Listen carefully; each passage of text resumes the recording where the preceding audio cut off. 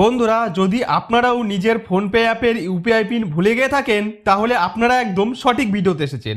কারণ এই ভিডিওটি দেখার পর মাত্র 2 থেকে 3 মিনিটের মধ্যেই আপনি জানতে পারবেন কিভাবে ফোনপে অ্যাপের ইউপিআই পিন রিসেট করতে হয় অথবা নতুন ইউপিআই পিন তৈরি করতে হয়। তার জন্য সবার প্রথমে আপনাদের ফোনপে অ্যাপটি ওপেন করে নিতে হবে। এরপর যদি লক স্ক্রিন আসে তাহলে সেটি এন্টার করে অ্যাপে ঢুকে যাবেন। এখন আমাদের এখানে চেক ব্যালেন্স অপশনের ওপর ক্লিক করতে হবে। তারপর এখান থেকে নিজের ব্যাংক অ্যাকাউন্ট সিলেক্ট করতে হবে। এরপর আগের ইউপিআই পিন দিয়ে চেষ্টা করুন। যদি বারবার you enter the wrong UPI pin please check and try again এই ধরনের মেসেজ আসে তাহলে বুঝে নেবেন আপনি ইউপিআই পিন ভুলে গেছেন। এখন এই অবস্থায় আপনাকে নতুন ইউপিআই পিন তৈরি করতে হবে। তার জন্য ব্যাক করে চলে আসতে হবে। এখানে একটা গুরুত্বপূর্ণ কথা বলে রাখি, ফোনপে অ্যাপের নতুন আপডেটের পরে অনেক অপশন আগের থেকে পরিবর্তন হয়েছে, তাই ভিডিওটি মনোযোগ দিয়ে দেখবেন। ভিডিও ভালো লাগলে অবশ্যই লাইক করে দিন আর চ্যানেলে নতুন হলে অবশ্যই সাবস্ক্রাইব করতে ভুলবেন না। তো এই পেজের ওপরের বাঁদিকে প্রোফাইলের আইকন দেখতে পাবেন, এর ওপর ক্লিক করতে হবে। তারপর এরকম পেজ আসলে নিচের দিক করে নামলে এখানে ব্যাংক অ্যাকাউন্ট নামে একটি অপশন দেখতে পাবেন।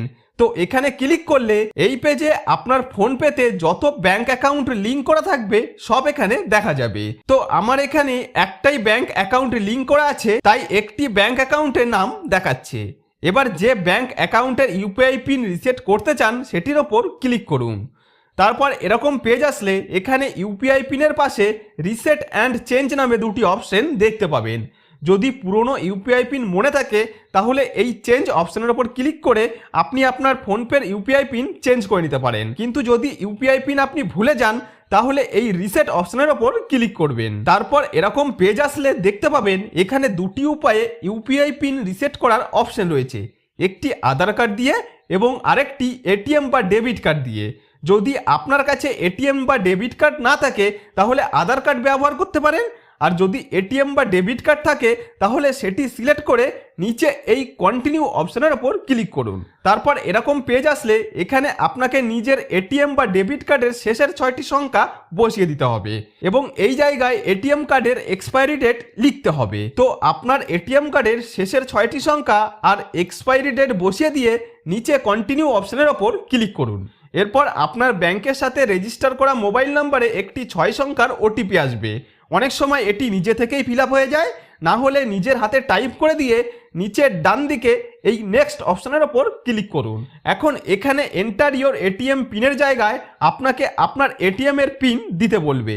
তো নিজের এটিএম কার্ডের পিন লিখে দিয়ে নিচের ডান দিকে নেক্সট অপশনের ওপর ক্লিক করে এগিয়ে গেলেই পরের পেজে এখানে enter your new UPI pin option দেখতে পাবেন।